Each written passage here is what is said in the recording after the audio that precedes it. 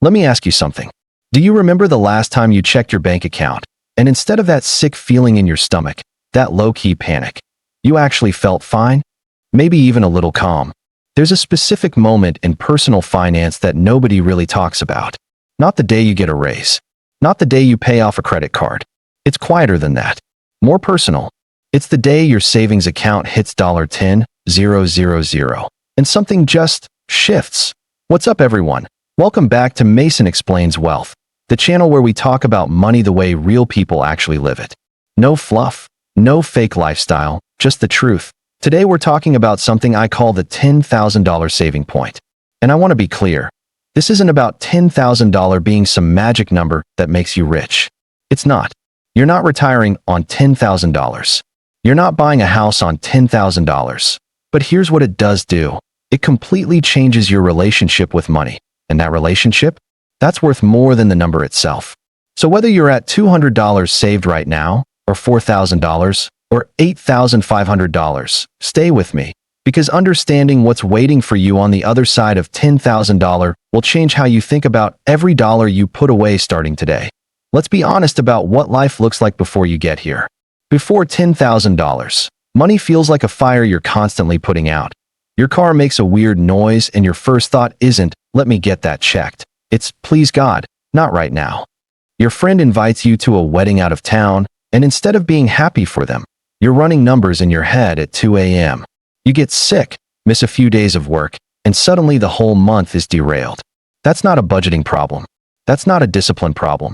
That's a buffer problem. When you have less than $10,000 saved, every single unexpected expense is a crisis.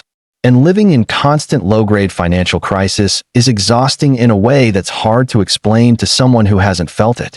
It affects your sleep. It affects your decisions. It affects your relationships. Studies in behavioral economics have actually shown that financial stress consumes mental bandwidth, like a background app that's always running and draining your battery. You're not broke because you're bad with money. You're stressed because you don't have a cushion yet.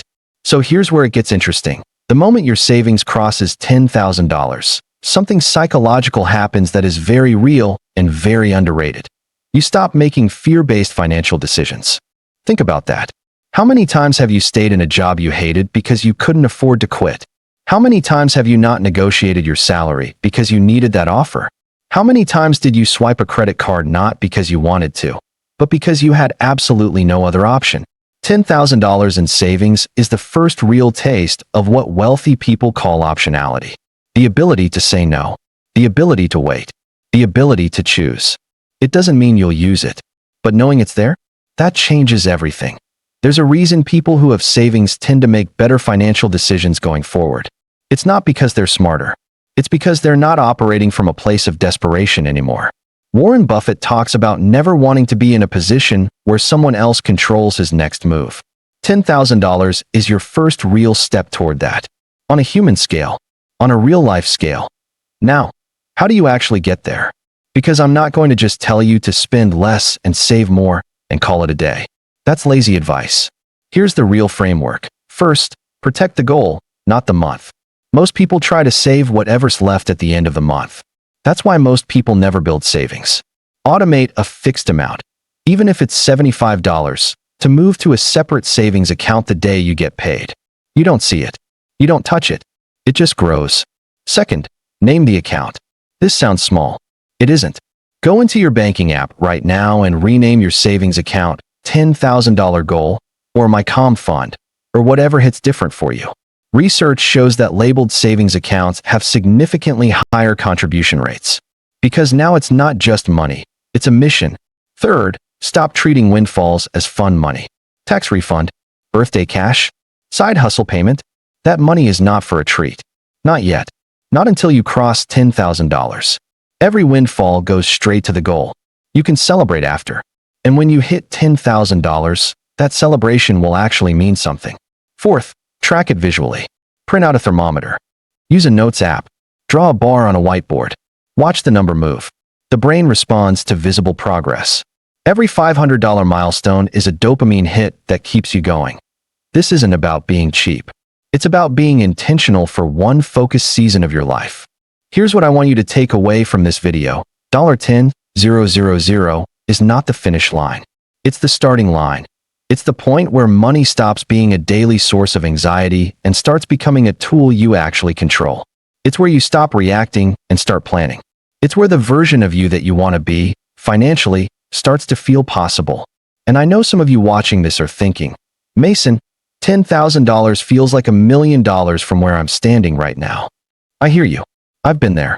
But here's the thing. The first $1,000 you save is harder than the next $9,000. Because momentum is real. Discipline compounds, just like interest does. And once you prove to yourself that you can do this, that you can delay and sacrifice and stay the course, you become a completely different kind of person with money.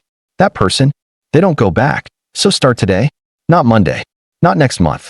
Today, even if it's $20, even if it's $5.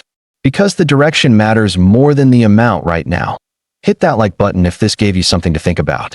Subscribe to Mason Explains Wealth.